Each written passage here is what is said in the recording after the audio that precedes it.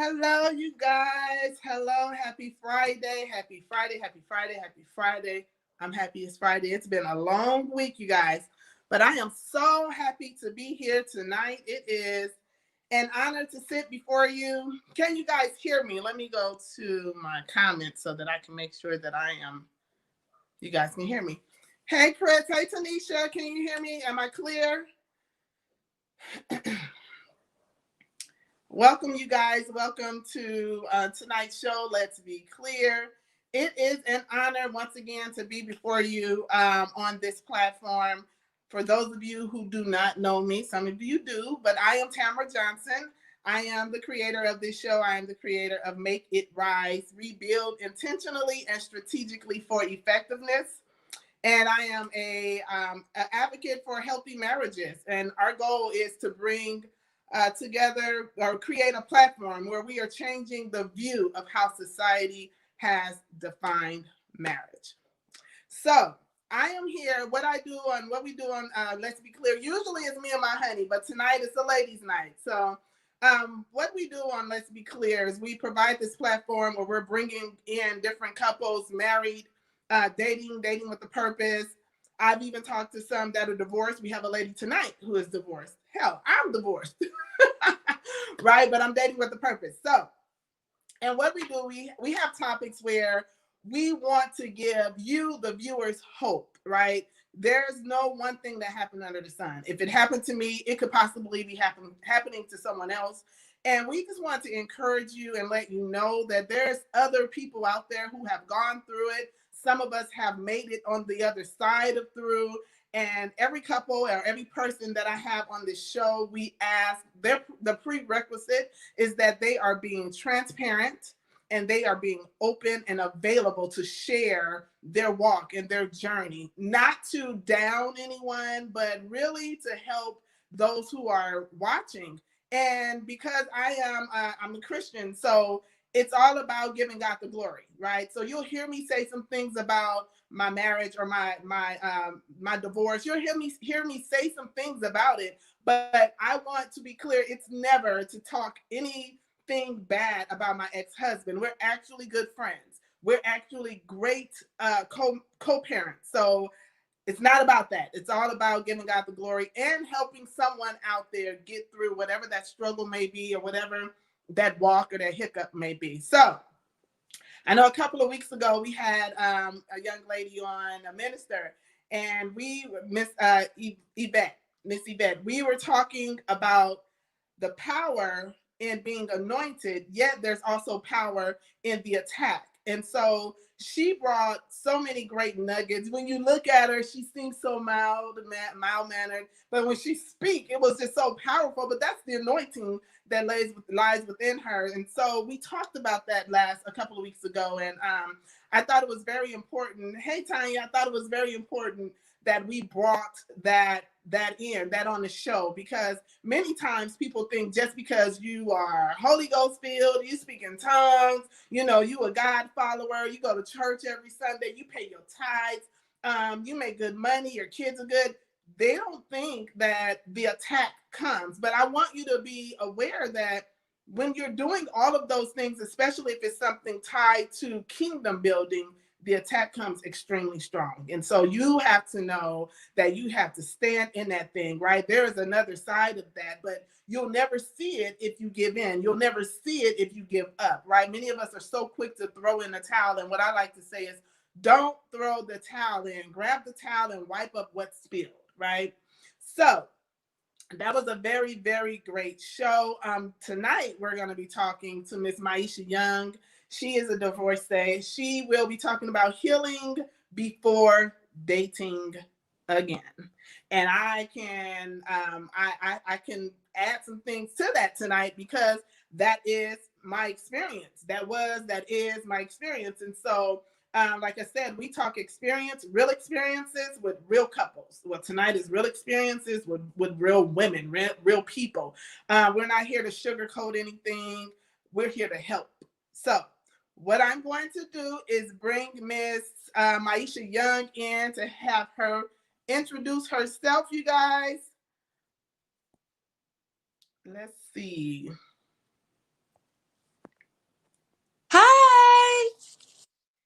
doll. How are you? I am wonderful. How are you? I cannot complain. I I'm cannot back complain. on the I, show. I'm so excited to have you on here, Maisha. I mean, for so many reasons. It's so funny how you meet someone and you never know where that journey is going to lead you, right? Right, So you guys, Maisha and I met in church. That's where we met, and we weren't friends. We was just sisters in Christ. right. So we didn't hang out. We didn't go to lunch. It was, it was, hey sis, how are you? And we move on about our business. We may mention something about church, but that was the only thing we had in common. We had the same pastor, we had the same first lady, and we had friends in common, but we never hung out, right? And so Maisha and I, for some reason, a couple of years back, I think 2017, she posted something on Facebook, and I replied to it in her inbox, and that's how we actually kind of got connected, not knowing that we were both going through the same thing. No, we were going through the same thing. She had gone through it already. She had been divorced already, but she was still in a process of healing, and I had just stepped into that thing. But she offered me encouragement, I offered her encouragement, and we just kind of connected that way. But Maisha, please introduce yourself to the people. Let us know what you do, what you stand for. Just give us a little bit about you. Okay. As Tam said, my name is Maisha. I used to go by Mai. So some of you are like, what? Is that Mai? Yes, it's Mai. Is my legal name. I'm born and raised till I was 10 in Compton. I'm original LA girl. Grew up in Compton, then moved to Pomona when I was 10. Went to high school in Pomona, graduated, went to college at Cal State Northridge. I have a 19-year-old son. He's away in college in the Bay Area playing baseball. Been married twice. This is why I'm actually really excited about this show, is because I understand what healing before dating looks like, because I had practiced that.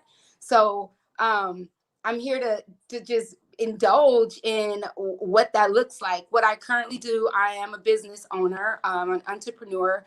I supervise visits to the non-custodial parent. I am an agency where I also employ monitors to provide the service to other non-custodial parents. So if there's any attorneys out there, family law attorneys, please give your girl a shout out or give me a call. Or, Yeah, I'm plugging myself, but absolutely, as you should. yeah, I get to keep families together. I get to give the kids opportunity to have both parents. My motto is children deserve both parents. And I do truly believe that it's not up to us to decide if a kid should see his or her parent. It's not our call. And so I provide that service for the non-custodial parent. And it's definitely a fulfilling, purposeful occupation. Awesome. No, absolutely. I'm glad you plugged yourself, because I was like, I was going to tell you, like, okay, Maisha, we just had the conversation. Like, put the plug in. Thank you. Hey, I'm with it. I'm with it. So yes, as she said, if anyone know anyone in that field, holla at your girl. She's the one to go to.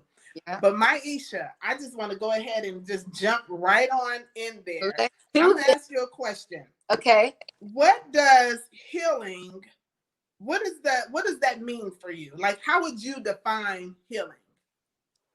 Working when whatever is going on within you, inside of you, when you're able to reconcile that and feel like you can talk about it without being triggered, you can assist somebody else in that situation.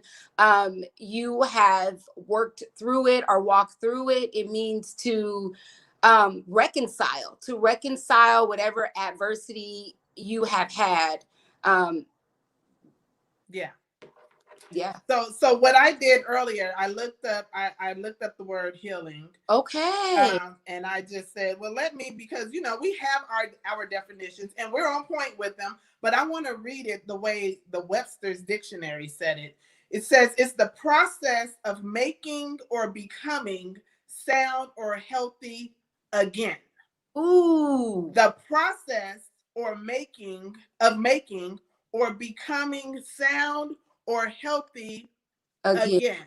Now That's listen, what stood out for me in that blurb, that definition, is again. and yes. That was like the And highlight word for me, because what it says is I was once whole, I was once sound, I was once healthy, right? And so it's saying that I can be that again. Wait a minute, you mean to tell me I can be happy, healthy, and whole again? I yeah. can put all of those pieces back together that I have allowed myself to sit on the shelf for whatever reason. I can have that again, right? Yeah. If we walked around giving, when someone asks us what is the definition of a particular word, or let me back up. If we walked around, instead of saying, you know what, I'm healed. If I said, you know what, I am in the process of making or becoming sound or healthy again. It's like, okay, wait, say that again. It means it sounds so much greater. So Yes. that goes to show that what we do is we water down. Sometimes we water down what we really are made of, right? Yep. Because of what a simple word looks like Yep. versus what the definition says. Yep. Yep. That's So good. again was like big for me. Yeah, that was big. That's like enlightening. I didn't even think of to even look it up, but to be whole again, yes. Yeah. And it's just like one of the ladies, Tanya, it says it's a process. So when I ask people what is healing and healed, they're like, what? Like it's the same thing. But listen, ing means that is in the process of something. Mm-hmm. Ed is it's happened. I am here. I have arrived. So I am complete. I am whole. I am, all the things that I've been working on. I have arrived. I've gotten that part together. But if I am in the process of getting there, I'm still working through some kinks. I'm still working through, some pains, and wound, because you're only healing from something that's wounded, right? Yes. Right. There's no need in us talking about healing unless there's something that has been wounded. And so I looked that word up as well. Okay. And it says it's an injury to living tissue caused by a cut, blow, or other impact, typically where the skin is cut or broken, right? But they say it's 4 stages of that. And the first stage was talking about stopping the bleeding, Okay. right? Stop the bleeding.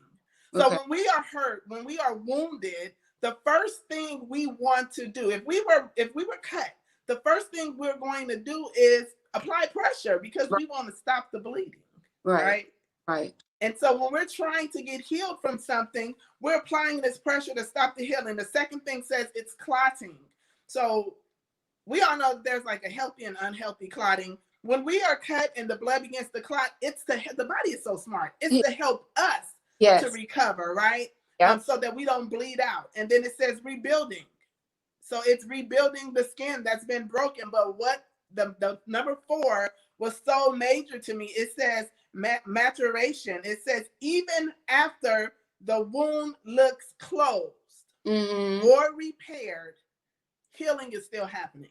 Yeah. Ooh, that's good. So they look at you and they look at us and may say, oh, she's good.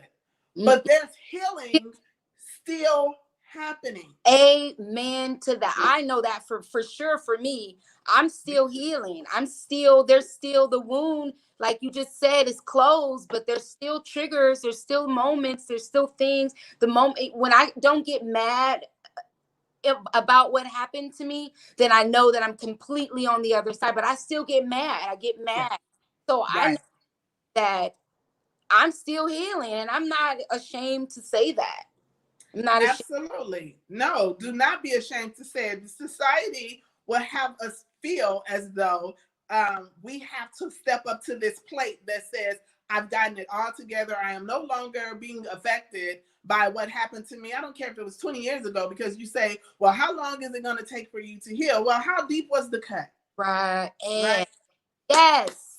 How deep was the cut? And How although the cut may have been the same depth for you and I, we're two different people. So what I can take, you may not be able to take, and vice versa. And so shame on people who just throw a shield of you should be okay by now. You look like you're fine. Right. Move on.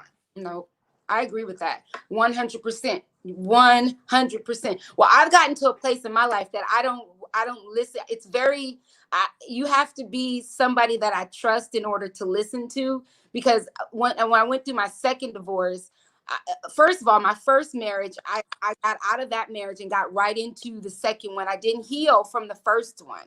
Mm-hmm. Mm-hmm. I was still in my illness. I was still in my sickness. And I was so worried about somebody loving me that I didn't love myself. I couldn't love myself. I didn't even give my body, my mind, my spirit enough time to grieve that death. Yeah. I jumped into another one and I repeated the same cycle over and over again. And so it took me this time to get in. And now I'm tiptoeing. I'm like, Lord, I ain't getting married until you give me permission. And I don't even know if I'm even gonna hear the word. It's because I'm not, that's not what I'm made of. I don't need anybody to love me now. I'm enjoying loving me. Yeah. Yeah. I love me way more than any human can ever love me. Yeah. I love it. I didn't understand that. Right. And it's a process, right? And so when we talk about healing before dating again, many times, like for me, for an example, for me, I thought that I was healed, right? I thought I was good, but there's before the healing process, there's a coping process, and God had to show me that and help me to understand it. And it didn't happen overnight. It took some time for me to understand that there was coping, then there was healing, then there was recovery, right? And so in my coping process, there was two strands of coping. I first thought, okay, let me hold it together because, I don't want people looking at me and being able to tell that I am hurt. Because I was stepping back into the arena where I had to fight at, not the physical fight, but where I was fighting my struggle with my marriage. So every Sunday, I was back in the face of, the people who were a part of this. Yes, okay? Every Sunday. And so for me, I said, you're going to walk in here, you're going to hold your head up, you're going to do this, you're going to do that. They're watching, right? And God said, okay, but you have to phase into a point where they're watching. And yes, I want you to have a posture, your heart posture has to say, but God, right? And when I learned to take on the but God posture, yes, I still walked in with my head held high, but it was with a different mindset. It wasn't for the people to think that I was okay. Yes. It was for the people to know that God was amazing. There. Yep. That's what it was. And so after going through the coping phase, then you go into the healing where, okay, I feel a little better about this situation. It happened. I have these triggers. It hurt a little bit, but I'm better than I was when I was just coping. Right. I was in my coping stage for a long time. I remember you brought up our in the introduction our conversation in our instant message. I don't remember which platform, but we talked about it. And I was telling you were inviting me to come to church. And I said, well, no, I'm not ready to go to church yet. And you said, why? And I said, I'm embarrassed. You remember that? And you said, why are you embarrassed? I was like, I don't feel like nobody asking me questions. I don't feel like explaining to you. I was like, you ain't got to explain nothing to anybody. But for me, my coping mechanism was to run. My coping mechanism was to go under and hide. And so I hid. 2 years. I hid for 2 years. And nobody called. People were calling and were checking in. I just fell off the face of the earth, and I wouldn't say lost friends because I didn't lose friends, but people were offended that I didn't reach out to them. It wasn't that I wasn't reaching out. I could barely breathe. I could barely breathe during that because it came abruptly. It happened so quickly, and now You got to figure out okay, I need to walk. Okay, I need to walk through this door. I could have to crawl. I crawled. Yes. So Yes. I 100% understand that the coping was one of the hardest places for me. And I think Mm-hmm. a lot of people stay in their Mm-hmm. marriages because of the having to cope. Yeah. Yes. I agree. They stay in their marriage broken Yes. because they're coping, right? And so I was telling a friend earlier today that being hurt and being broken are two different things. Oh, yeah, absolutely. Because she was mentioning what we were talking about, that the person has to, she knows that she's hurt. She knows that she's hurt. She needs to heal. You know, the only thing after that is healing. I said, well, if you know you're hurt, okay, being hurt is one thing. But if I'm broken, that means something needs to be fixed. She's hurt. She don't think there's anything that needs to be fixed. Okay. Right? She just may think as time go on, I'm going to heal. I'm going to feel better. You know, as the days go by, I'll be better. But if she literally say, I'm broken, right? Mm-hmm. If I drop this cup and it breaks, I see that there are pieces, right, that have blown and flown in different areas of my floor. And so picking these pieces up and putting them back together to make this cup, mug, whole again is a direct resemblance of what we need to do when we go through these things, these traumas, this divorce. You were mentioning earlier yesterday when we were talking that when you were with your husband, you were assigned to the family business. And so although you were very skilled, you have your degree, you had all social work, you had all these things going on, but you weren't told or taught how to continue to hold on to all of those great attributes that are needed of you. You weren't told or taught how to do that. So you set them on the side. You set them on the shelf and began to just pour your everything into the marriage, right? But forgot about Maisha. So then when you got to the divorce, you were like, oh, wait a minute. Wait, hold on. Who am I? What do I do? Okay, wait. How do I start this? You know what I'm saying? Yes. And you know what, how I was able to get to a place of understanding who Maisha was, I had to go to therapy. Mm-hmm. Mm-hmm. I had extensive therapy because the reason that I was married for 2 times back to back was because of the things that happened to me that I didn't reconcile, that I didn't heal in my childhood.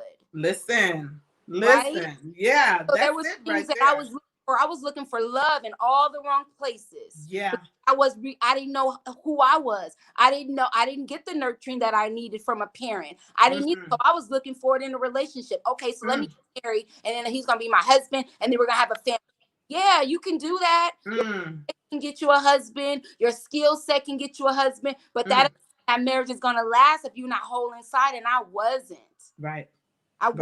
I had to reconcile with me. I had to I had to go deep and get to the root of the issues that were inflicted on me. So I feel like how I was able to get over through coping was through therapy. And not only did I go through therapy, my son and I did together for 2 years extensively. We went one therapy, and then we went to group therapy. That's 2 types of therapy. So you get to talk to your therapist one-on-one, but then you get to be in a group of women or a group of co-ed people, and you guys all get to talk about your healing, and you heal together. Without therapy and prayer, I wouldn't have been able to go to the Yeah, I'm a big fan of therapy. I went through therapy myself. I was really blessed. My job offers it for free.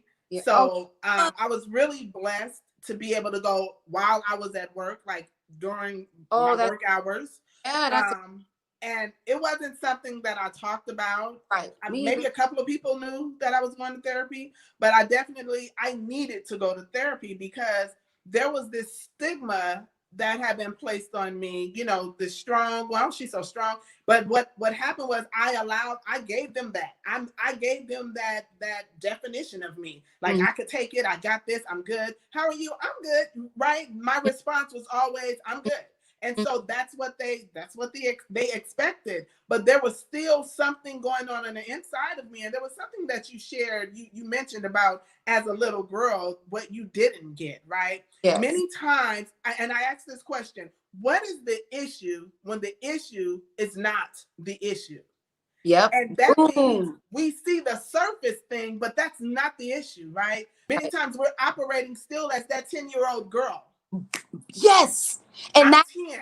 I never grew up.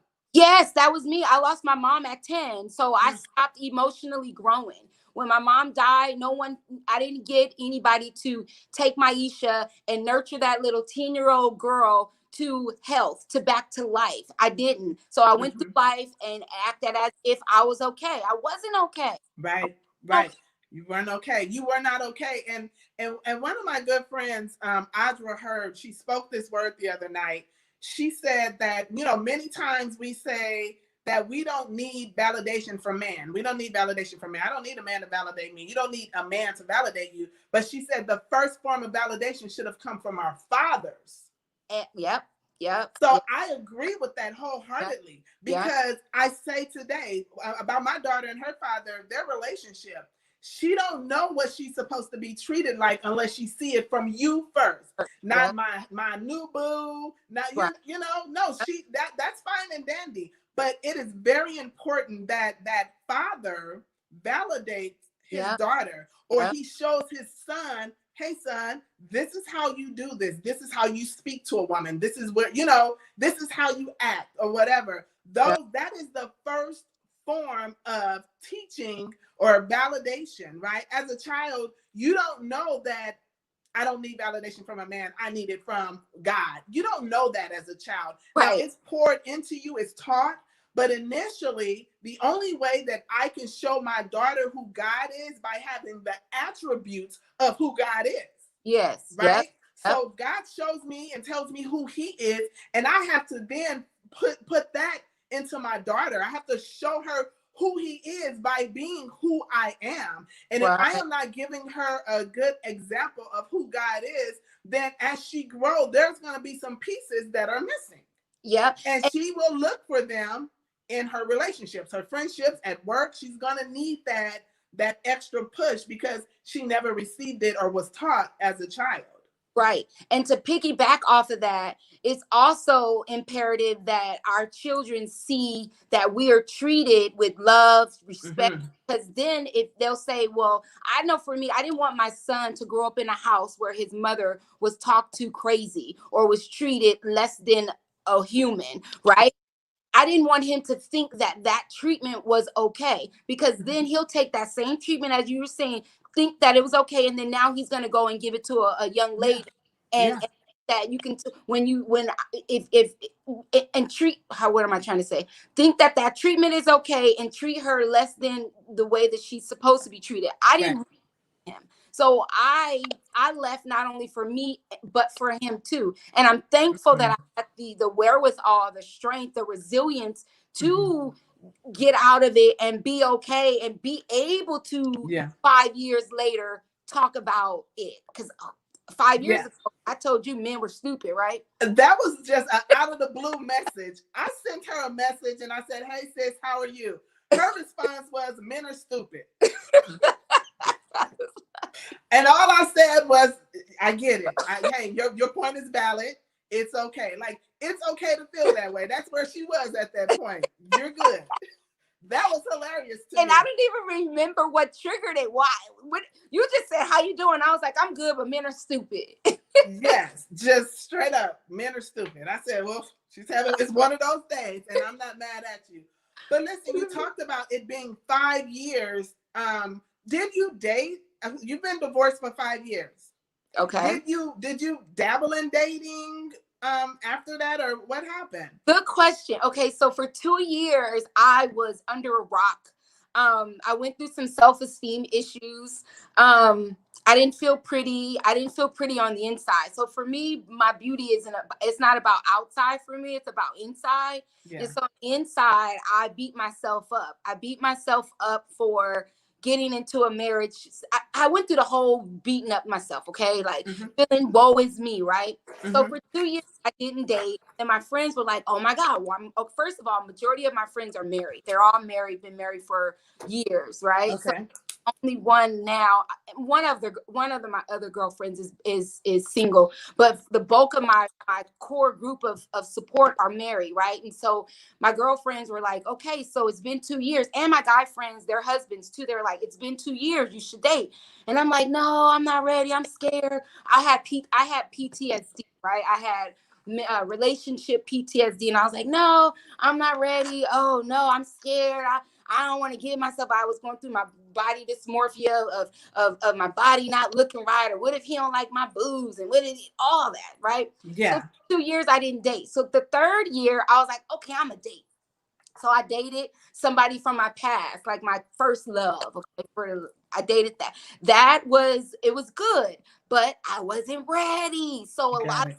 things that were coming up was because he wasn't ready. We were both coming out of marriages, and we both weren't ready to dive back into, and it got too hot, too heavy, too quickly.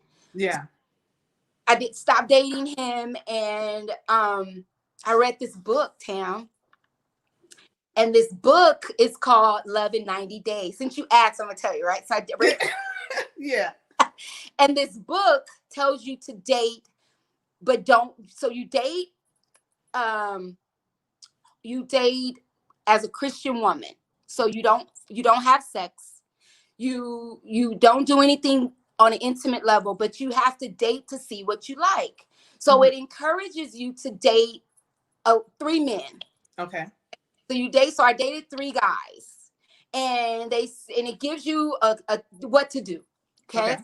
And I followed it. I'm really good with instructions. So if you tell me, give me some instructions, and you say, if you do this, it's gonna work. So I do that. If you give me instructions, I'm gonna test it out, and usually they work, right? So I Okay. did it. I called it a social experiment. Okay. So I dated these three guys in 90 days. And what the purpose is to date the three guys. And after 90 days, the two of them are going to fall off. Right. Okay. So I did that. I dated three guys and one fell off, and I dated him. But I told him that one, that I'm practicing abstinence. And Mm-hmm. two, I'm not dating to marry. I'm dating to get to know you. And if that's what happens, then if marriage is what comes out of it, then that's what comes out of it. So I did Yeah. that. For about 50 guys, with 50 guys, 50. Five, 50 50 guys. months. I did Okay. it for You months. are you are a serial dater. I did it intentionally because I remember for 20 of my 40 years, I was married Okay. That's twice. funny. Okay. Okay. So I didn't know what I liked. Remember, I Yeah. jumped one Yeah. marriage. That's My good. first marriage was fast too. We started dating, we fell in love, got married, had a baby, and that ended in 3 years. And then 2 years later, I was remarried to another man, and that lasted 13 years. Okay, so what you got to date? We dated him for 5 years. My first husband, and I dated him for 13. So it was a lot of Yeah. time, but I didn't know who I was. And going from Right. to 40, that's a 20-year. You're different. You don't. Yeah. No, I got to date every kind of guy to see what I I liked. like it. And you know what happened? When you tell them you ain't having sex, they date you a little bit, then they leave. So I Yeah. had a motto, another one bites the dust. And so it became a joke to my friends. They was like, what you doing? You on a date? Yeah, girl, I'm on a date. I'll call you back. And it just became I became a serial dater to see what I like. So Got it. I'm dating now, and he knows that it is with the purpose, Okay. but I'm not dating to get married next week. Got it. And that makes so much sense. I want to interject right there because as I use that term, dating with a purpose, DWAP, DWAP, I use it all the time. Many people think, and I think this is, I mean, I know why, but many people think that when you say I'm dating with a purpose, this is it. Like I'm dating this person with a purpose, and this is the tell all be all, that's it, right? Right. And for some, for some, that's not the case. You may be dating with a purpose. I have quite a few, I wouldn't say friends, but I know some people who are dating with a purpose, but they're dating a couple of guys. Yeah. Because they're trying to find out or figure out what they like and what they don't like, right? Yeah. And I'm not against that. I'm not against it. But I think if you're dating multiple guys and you're saying you're dating with a purpose, let's not post all of them on your social media. Let's You not bring them all around your family. nobody. First of all, Yeah. nobody even know. I think that once you get to a place, if you're just dating like me, as like I was a serial dater, I didn't introduce him to them. None of them met For my what? son. None of them knew my family. None of them came to my house. It wasn't about that for me. I needed Right. to see, did I like him tall? Do I Yes. like him short? Do I like him dark skin? Do I like him light skin? Do I like muscles? Do I like a little Right. belly? Right. I like him a fashionista. Right. What like Maisha? I didn't know. But what I Right. will say is, Tam, somebody called me a whore. Okay. Mm. And I was taken aback by it. And she called me a whore because I was a serial dater. That Mm. what I as what I said to her is that is so not nice of you to say, Right. because we get a negative connotation attached to you if you Yes. go out and date. Even when you can say I'm not having sex, but you're still considered a whore if you Yeah. go out and date. You're not a whore if you're not sleeping. Now, if I was sleeping around with all 50 of them, Yeah. yeah, I had a sickness. Right. I'm a whore. Okay. Right. I'm a whore. Yeah. Honestly, tell you that I wasn't sleeping with these men and I was really honestly dating them to see what I like. It's nothing wrong with that. Right. Right. Absolutely. And I'm not sure why she called you that. Maybe she don't know the definition of a whore.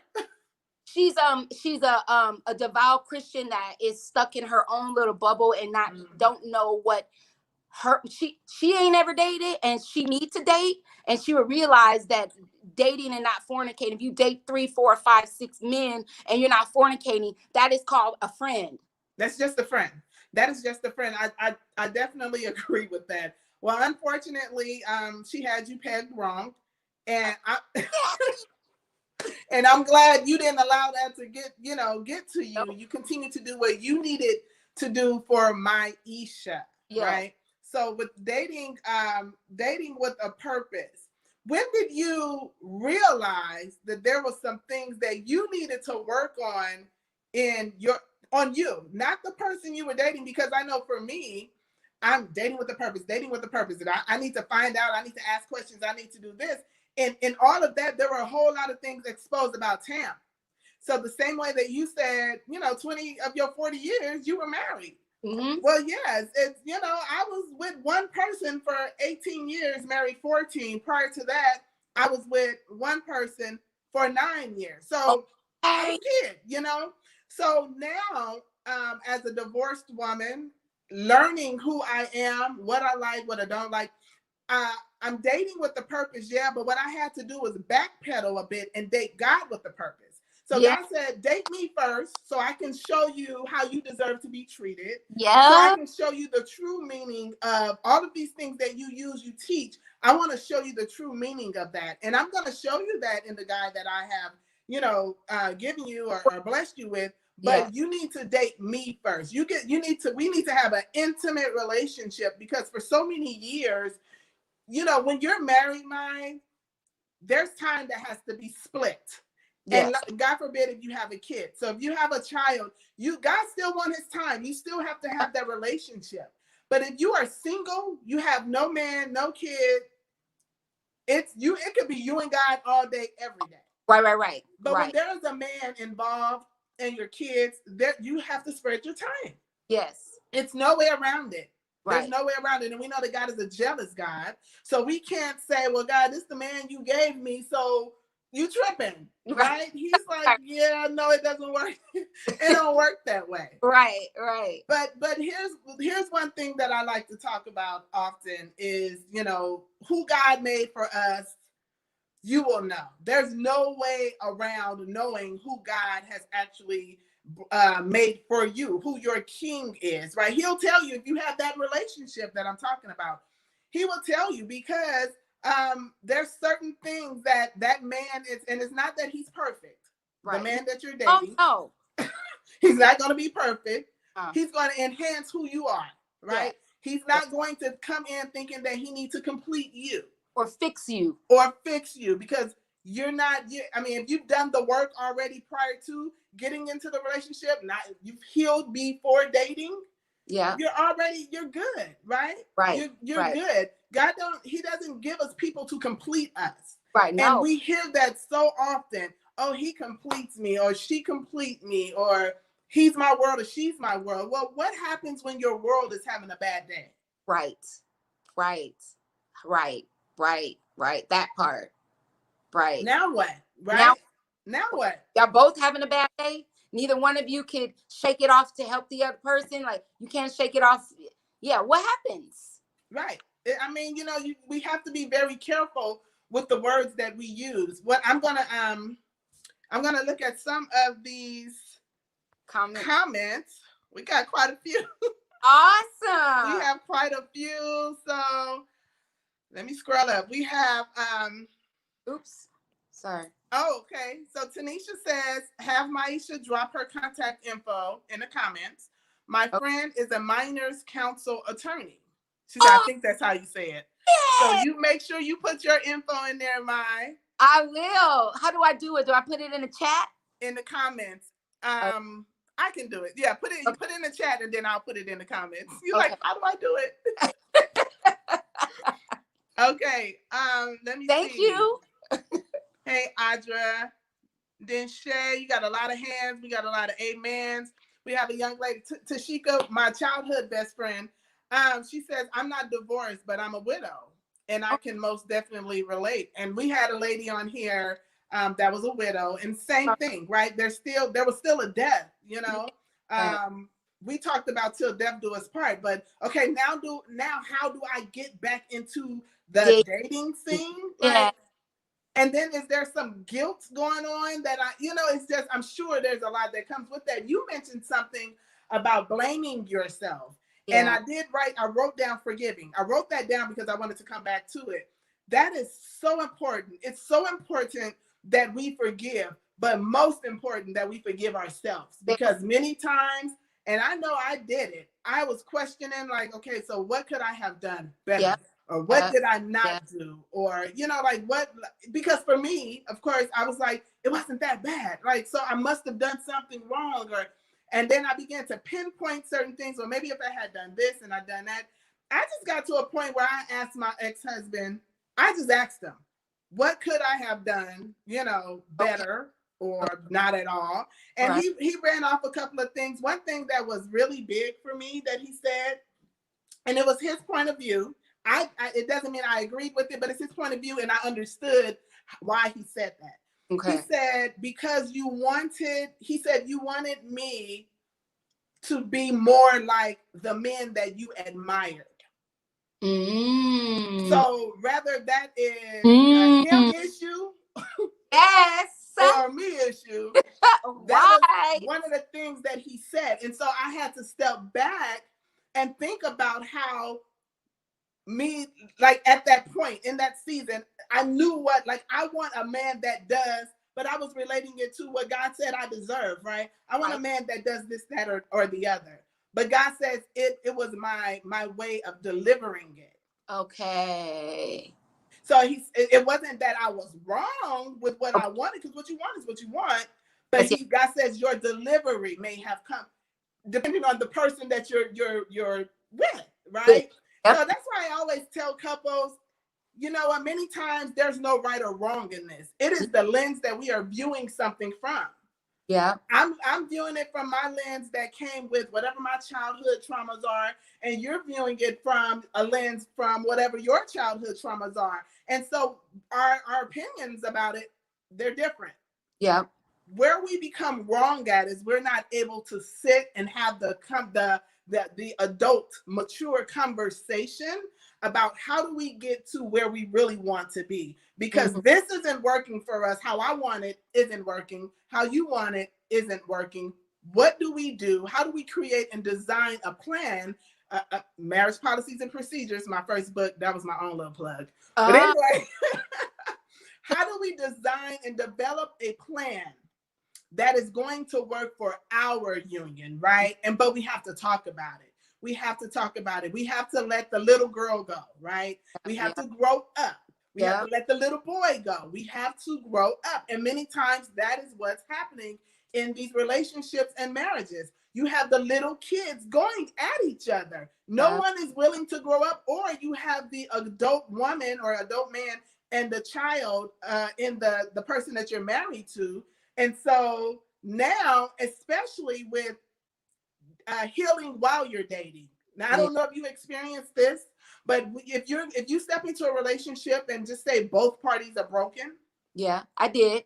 okay, and then one party begin to heal and grow, and the Mm-hmm. other person may not, or they may not be healing and growing at the same at a pace where you're like, okay, come on, it begins to feel weighty, like okay, like all right, this is feeling a little bit Familiar. mother son Familiar. or Feeling daddy daughter, Yeah. right? And Yeah. so the lens, as I was talking about earlier, the lens that you may have gone into the relationship with in the beginning was great. You guys were very compatible, right? And even in Genesis, it says that God created someone that was suitable Yeah. for Adam, not Right. compatible, right? And Right. so when you went in, you guys may have been compatible, but as things began to go and you began to grow or he began to grow, you don't see it like that anymore. And that will cause friction in the relationship and marriage. That actually, remember when I said to you, when I dated the first time, after year 3, I dated my first boyfriend, my childhood boyfriend. He was still going through. He was divorced, but he wasn't healed yet, and so our conversations were always about the marriage. And Mm, got to a place where he would treat me as if I did what she did, and mm-hmm. I came with a clean slate. Like whatever it is that you were going, whatever you guys dealt with in your 20-year marriage has nothing to do with Maisha. And Right. not that I never made him wrong, and still today he's one of my best friends. He just wasn't at the place where I needed him to be for us to have a whole relationship, for us to Yeah. be in a godly relationship. Yeah. And so I had to look at one of my best friends and say, listen, I love you, or I love me more. And you're not at the Yes. place where I need you to be.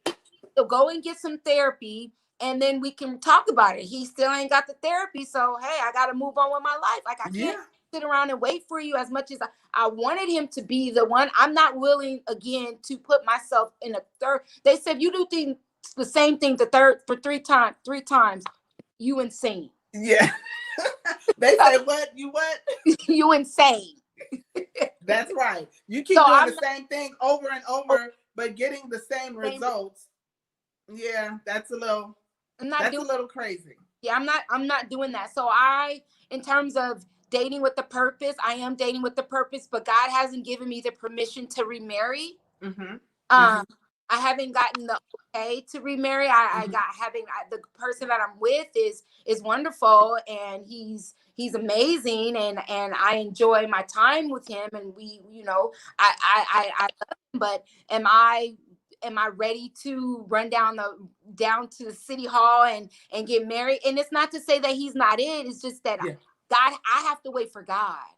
Yes. I That is so important. on me. I gotta wait for God to say it, put it into my spirit that, hey, listen, you're ready. I'm not ready, and I'm Right. okay with Right. I don't live in sin. I Right. don't want to be fornicating, but I would much rather me take my relationship slow and Yes. not fornicate and not have a relationship that is not godly. I would much I rather love it.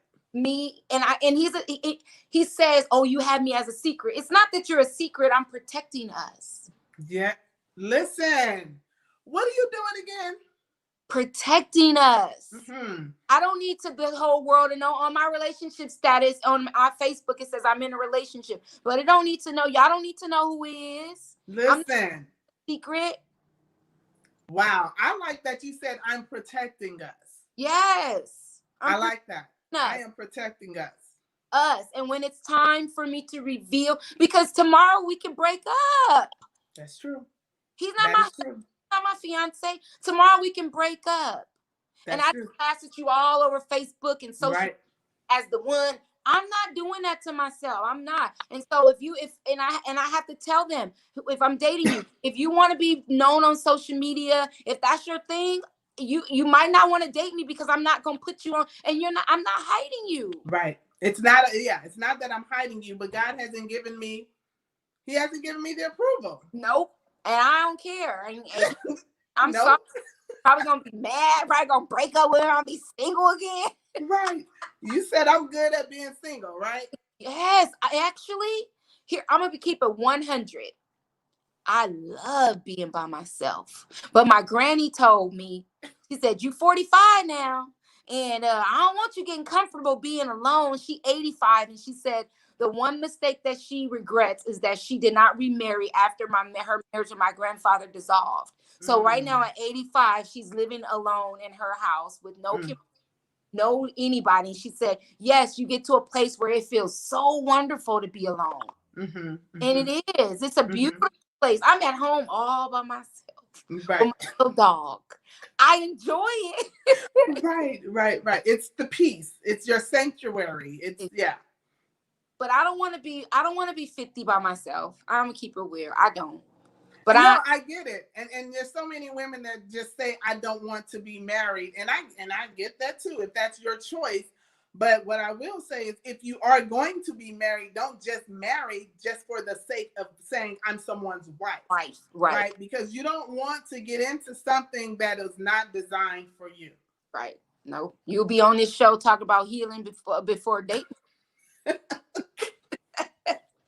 Absolutely. So before we get ready to close this down, we have had a very good night. I want to ask you a question. Well, let me see. There may be a couple of more comments. Nichelle says, she thanked us for being transparent. She said she did the same thing. I'm not sure which part she was talking about. We have another young lady saying, Queena says, I didn't understand that I was coping until 2 years ago. Okay. I prayed my way out of it and received confirmation and thought I was okay with it. But for 2 years, I was coping. These last 2 years have shown me I'm now healed after 4 years. That's amazing. That's to be applauded. That's to be applauded. And you know what? I was, it's a process, right? Like I said, I thought I was healed too, Sanquina. And then I started writing my first book. And I had to ask myself, why am I feeling like, what are those feelings, right? Why am I thinking like this? And why every time I go to this one particular place, I'm still having these emotions. Yes. And it wasn't until recently that I was able to say, oh my God, I didn't respond like that anymore. And then I went again, like, let me just make sure, right? I went again and it was the same thing. And God says, you're good. You've healed in that area. Yeah. But it's compartments, right? It's compartments. Yeah. You may heal over there, but still need some healing over here. And then there's a trigger for this. Yeah. It is a lot to this thing. So I know when people say, God, I've been asked a couple of times, do you think you gave yourself enough time to like heal? Right. And I say, well, I thought I did. I'm just being honest with you. Like, I thought I did, but in the process, I learned that there was still so much work to be done, and I'm still working on me, right? Oh, yeah. And my guy understands. He knows exactly where I'm at. There's no secrets. Yes. I don't say, oh, I'm good, but I'm still like, oh my God, no, I'm not. No, he knows, okay, she's not good in that area. There's still some work that she has to do. There's still some work that I have to do, right? And so you just have to be okay with being true to yourself. Yep. And sometimes you got to be by yourself for a minute to get. You got to purge. Like, you got to purge your system. You got to purge your body. You got to purge your mind. You got to purge your spirit. You got to purge. And being alone is a part of the healing process. What I will, it is. Before we leave this platform, is don't jump in relationship after relationship after relationship trying to fill a void. If you're doing that, I'm not judging you because I was there. You got to stop and think about it and heal from within. And then once you heal yourself and be okay with being by yourself, then you can open yourself up to possibly dating. It's funny because that was my question for you. My ending question was, Maisha, what advice would you give to a woman who's dating? I would say fall in love with you. Because remember, I said earlier on, I didn't know who I was. I fell in love with me. Go to therapy. Yes, you can go to church and you can pray. And of course, as you know, I'm a Christian as well. And I believe in prayer. I believe in fasting, but I believe that is a tool, but I think you also need a little bit more. Mm-hmm. So therapy for sure. And give yourself time. Give yourself time. You all right. You're gonna be you'll be all right. Yeah. I honestly think that in hindsight, for me, I honestly think that time is one of the best ingredients in healing. Yep. Time is probably the most important outside of having the relationship with God. The most important ingredient to healing. That is my honest to God truth. That's what I believe. And remember, I was saying earlier that a wound is a wound, whether it's closed and it looks healed or not. If you go and you have surgery, they tell you that it looks good on the outside, but we still need to do x-rays to make sure that there's no inflammation on the inside, there's nothing torn, because you're still healing on the inside. And that is just so it's just how we do. We look good on the outside. We make you think that everything is good, but on the inside, we look good on the outside. But we are torn on the inside. We are torn apart on the inside. So when we're in front of a crowd, things are good. But when we get home, we have to face reality. Yeah. Yeah. That wound is still healing. Yeah. And sometimes it takes a very long time to heal, depending on what you're doing, your process. Like, are you going to counseling? Are you praying? Are you putting yourself around positive people who are pouring life into you and not continuing to pour death into you, right? Yeah. We have to be very mindful. Sometimes you got to step back and not be in those circles that you once were in. Those ones that tell you to go put your black dress on and go out and do whatever. No, be still. But be still, not as in be still and do nothing, right? But be still and do what you need to do to come in alignment with who God created and designed you to be. Quiet your spirit. You gotta quiet your spirit. And Absolutely. Then real quick, you said you're gonna be you get out of, or you have to talk to people that are in your circle. Well, for me, when I got divorced, that little marriage circle, they stopped calling and asking me, inviting me to go places. I was now the threat, I guess. I lost so many friends in getting a divorce that was shocking too. I don't know if you related to that, but I didn't, not friends, but associates. A lot of associates stopped talking to me once I decided to divorce. But you go through so much, but just know that there's life on the other side. There is life after the D. There's definitely life after the D. And it's up to you, ladies, or to the viewers. It is up to you to pick the pieces up and put them back together so that you can be the whole woman that God has designed and created you to be on purpose. This has been an amazing show, Mai. I appreciate you. Thank you for coming on. Thank you for your transparency. Thank you for just keeping it all the way real, right? I love when women or men, I love when you just keep it real, because somebody is on the other side of this screen saying, that's my story. That's my story. Okay, so she's good. That means I have hope. There's hope. I can make it through this, right? And so when we share our transparent stories and our nuggets, our tips, or we say, you know what, I'm still working on that. There's still a little struggle there. It helps them to see that we're human too, right? We're human.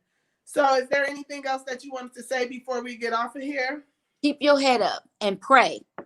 Keep your head up, pray, and ask God before you get married or you commit yourself to that one person. Ask God for guidance. Yeah. Ask for guidance. Don't do it by yourself, because you're going to put yourself back in the same situation. And trust me, I told y'all I did it twice.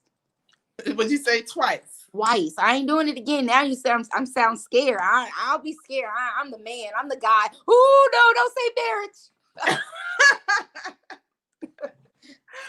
Oh my God. Awesome. Awesome. I was trying to go through a couple of these comments just to make sure there wasn't a question. Okay. But everyone is loving the conversation. They're agreeing. They said marry for the right reason, because it won't last. Many people don't really know what marriage is. That's a whole nother show.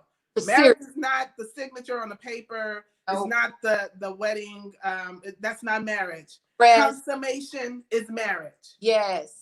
There are several mentions in the Bible about, and then they came together and Mm-hmm. they were married. And Yeah. then that is what marriage is. But like I said, that's another topic for another show. But it's a very necessary one. Oh, for sure. Because we're adding all of these different spirits to ourselves when we lay down and sleep with these men, or these men sleep with these women, and we wake up trying to figure out where did all this come from. But you're reaping all of the things that you've gotten from your husband, the man you laid down with, and that entered you. That right? entered you. Yes. Yeah. So spiritually, you're married. And I always say you need to go and get a spiritual divorce. Yeah. You need to spiritually divorce so that you can remove some of these things that are going on in your life. Like, you may think, I come from a family, we don't have any of that going on. Where did this come from? The guy that you slept with 5 years ago. Yeah, he's still in you. That's why it's imperative that you don't. I feel like I don't believe that you should fornicate. And you slip up. I mean, we gotta keep one. Yeah, keep it real. Yeah, keep it real. That it doesn't make it. Don't make, for me, I don't make it something that I do regularly. When I was dating multiple people, that I refuse. I'm like, if that's what you're looking for, you're not getting it. So if you don't want to take me on a date because you're not getting none, then don't take me out. But I'm not gonna open myself to you, because I've been there and it didn't. And you'll see, they're not gonna last. The one that you're supposed to be with will be with you and know that he's not getting any, because that's struggle with you and say, you know what, we're gonna do this together. We're gonna do it. It's gonna be hard, because if you loving them and like the way he smell and he cute, it's gonna be a struggle. And people get married real quick. You know what? This is the advice that I give women, that if you're not, or men, if you're not strong enough, right, to abstain, don't put yourself in a position where you're laying down. Just don't put yourself, all that kissing, that brings, you got to just cut it out. I'm sorry. But if you aren't strong enough, don't put yourself in a position where you're going to fail, because that's what the enemy wants you to do. And he wants us to fail. Yes. Yes, I agree. No spending the night. You don't come. If you spend a night and you laying in my bed, you know it's about to happen. It's going to go down. For me, I'm like, no, you can't. He can't spend a night. He don't even need to know where I live. You don't even know. Listen, Maisha, like, nope, because it may be one of them nights where I say, okay, come on through. Yeah, nope. You don't even get to know where I live. If you know where I live, then you very special. Outside of that, I live with my parents. I don't even got no parents, but that's what I tell them. When I was telling them, oh, I can't. Well, why can't I come up? Oh, I live with my parents. Worked every time. It worked every time.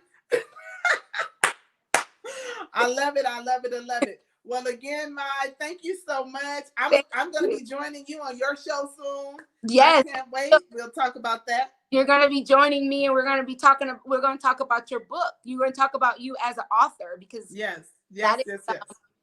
that's a very huge accomplishment. And we want to hear about your books. I know you just wrote your third book. My second. Oh, your second book. Yep. You just wrote your second book, and we need to talk about it. Absolutely. Congratulations to you. Thank you. To God be the glory, girl. To God be the glory. But yes, I thank you so much for the opportunity. Let me come on your show and do that. So again, you guys, thank you for joining us. We are a little bit over the hour, but that's okay. This has been some good stuff. If you have any questions that you want Maisha to answer, you can put it in the comments and we'll come back to it. I'll put Maisha, not Tanya, who asked for that? Chris, Tanisha, she asked for your information. I'll put her information in the comments, or I'll send it to you. I'll text it to you so that you guys can link. And that's about it. You guys have an amazing night. Be safe out there. You know, wear your mask, wash your hands, do what you have to do. Right. Let's be smart about this thing, right? We're all tired, but you know, we've got to do it. It's a process. Yeah. All right. Thank you for having me, guys. Thank you. Bye. Thank you. Bye, Tam. Bye, babe.